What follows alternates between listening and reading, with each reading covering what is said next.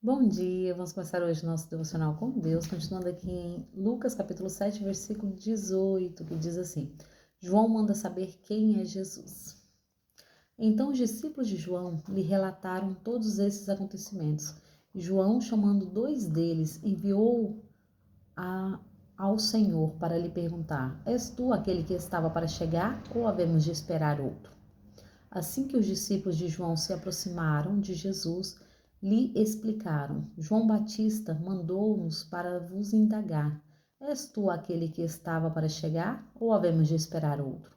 Naquele mesma, Naquela mesma hora, Jesus curou muitos de doenças e todos os tipos de sofrimento, bem como espíritos malignos, e concedeu visão a muitos que eram cegos. E depois disso, declarou aos mensageiros: Ide e relatai a João tudo o que viste e ouvistes. Os cegos veem, os aleijados andam, os leprosos são purificados, os surdos ouvem, os mortos são ressuscitados, e o evangelho é pregado aos pobres. E mais, bem-aventurado é aquele que não se escandalizar por minha causa. Jesus confere honras a João. Havendo partido os mensageiros de João, passou Jesus a testemunhar às multidões acerca da pessoa de João. E saíste a ver no deserto um caniço movido de um lado para o outro pelo vento? E saíste a contemplar um cavalheiro vestido de roupas finas?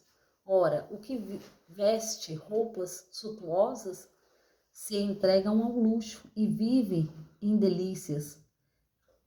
Estão nos palácios. Afinal, que foste observar? Um profeta?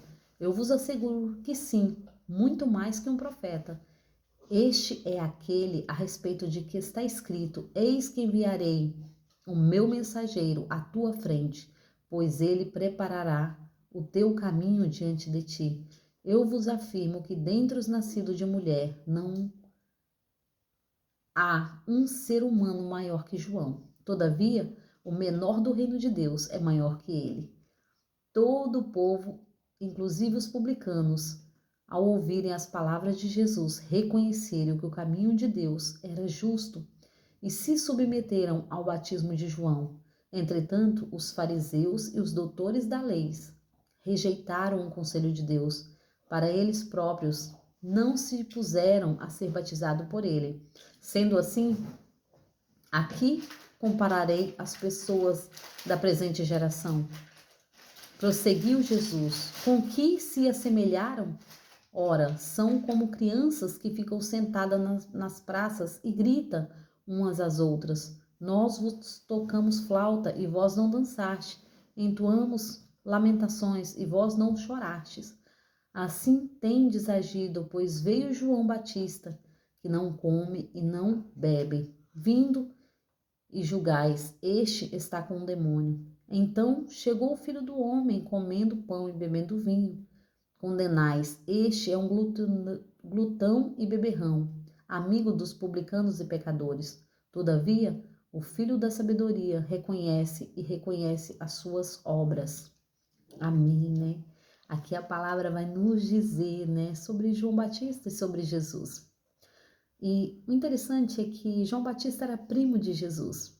Só que, pelo que a palavra explica, eles não tinham convivência. Eles não tinham aquela proximidade, né? E aqui, como eles morassem distante um do outro, né?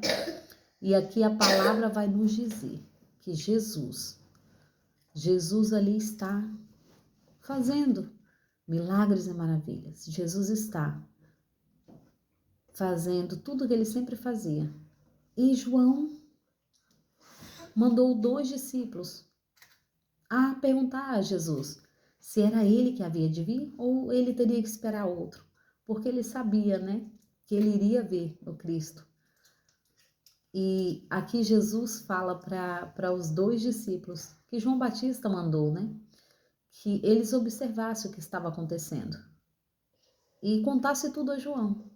E João entenderia, porque aquele que é do Espírito reconhece quem é do Espírito. E aqui eles observaram, né?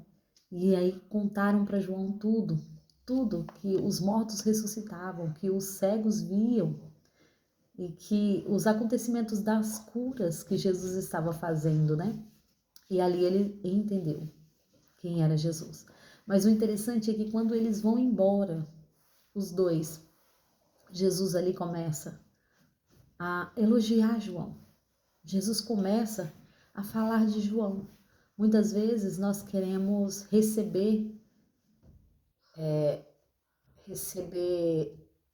um elogio, mas Jesus aqui, o interessante é que Jesus esperou que as duas pessoas que foram perguntar, que eram os discípulos de João, irem embora, para ele poder falar sobre João, para ele elogiar João, né?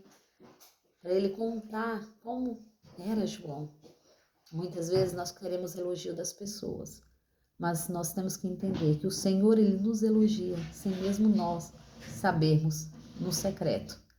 Então o Senhor é por nós, né? Ele nos defende, ele nos elogia, ele nos cuida com amor e com zelo. Assim como Jesus fez com João, né? E aqui Jesus começa ali, né, a falar de João. Havendo partido os mensageiros, passaram-lhe a testemunhar a multidão acerca das pessoas, as pessoas da obra de João. Então, a obra, o que João estava fazendo, né? Então, as pessoas ali seguiam João para tentar entender o que esse homem está fazendo no deserto, como ele vive dessa maneira, né? Porque João vivia no deserto e comia gafanhotos, pegava o mel, e ele vivia dessa maneira, né? Da própria terra, né? E ali Jesus começou a falar, tipo assim, que João, ele era cuidado por Deus. Ele não tinha trabalho, ele não tinha quem o sustentava, mas Deus o sustentava. Assim como Deus cuida dos passarinhos, assim como Deus cuida da natureza, que é a criação dele. Ele sustentava João. Ele dava o alimento a João, né? E aqui Jesus começa ali a falar, né? Que saíste havendo no deserto, né? Porque ali no deserto não havia grandes coisas a se ver, como nós mesmos sabemos, né? Mas Jesus está falando sobre João. Não adiantava o povo ir lá tentando ver alguém que tinha, por exemplo, túnicas caras, roupas caras, porque João não tinha. Mas o que João tinha era mais importante do que o que todos tinham. O que João tinha era muito mais valioso do que qualquer doutor da lei tinha.